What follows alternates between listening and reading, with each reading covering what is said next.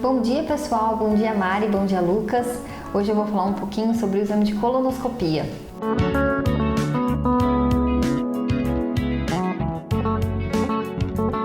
Esse exame é um exame que avalia todo o intestino grosso, também chamado de cólon, e a parte final do intestino fino, chamada de ilho terminal. Com esse exame é possível ver inúmeras alterações, na mucosa do intestino.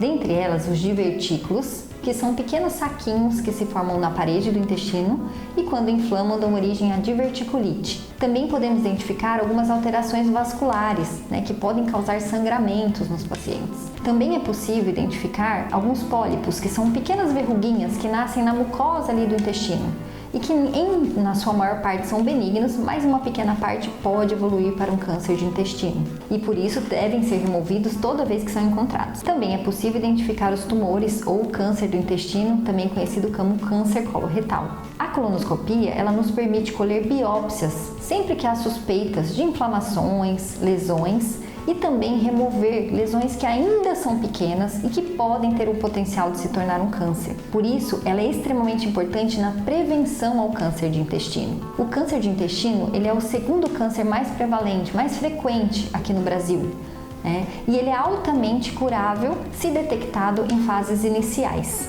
Os principais sintomas que são observados nos pacientes com câncer de intestino são dores abdominais, sangramento nas fezes, alteração na consistência das fezes, uma alternância entre diarreia e constipação intestinal, que é fezes ressecadas, e principalmente perda de peso importante sem uma causa aparente. É muito importante lembrar que o câncer de intestino, nas suas fases iniciais, não provoca sintomas.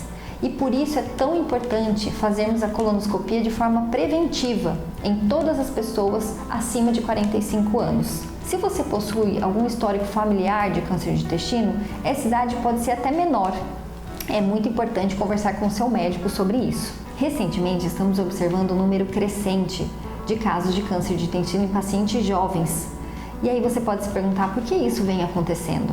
Basicamente porque os principais fatores de risco para esse câncer estão aumentando. Dentre eles, os nossos hábitos de vida, o consumo de alimentos processados e ultraprocessados, a não prática de atividades físicas, a obesidade, o sedentarismo, o consumo de álcool e cigarros. Tudo isso favorece um aumento no número de casos de câncer de intestino. Em contrapartida, os fatores protetivos também estão diminuindo, que é a ingesta de alimentos cada vez mais in natura, que nós chamamos como as verduras, as frutas, os legumes. Eles causam uma proteção ao nosso intestino, e eles devem ser consumidos em maior quantidade do que hoje em dia são consumidos. É claro que as pessoas que possuem um histórico familiar têm uma chance maior de desenvolver o câncer.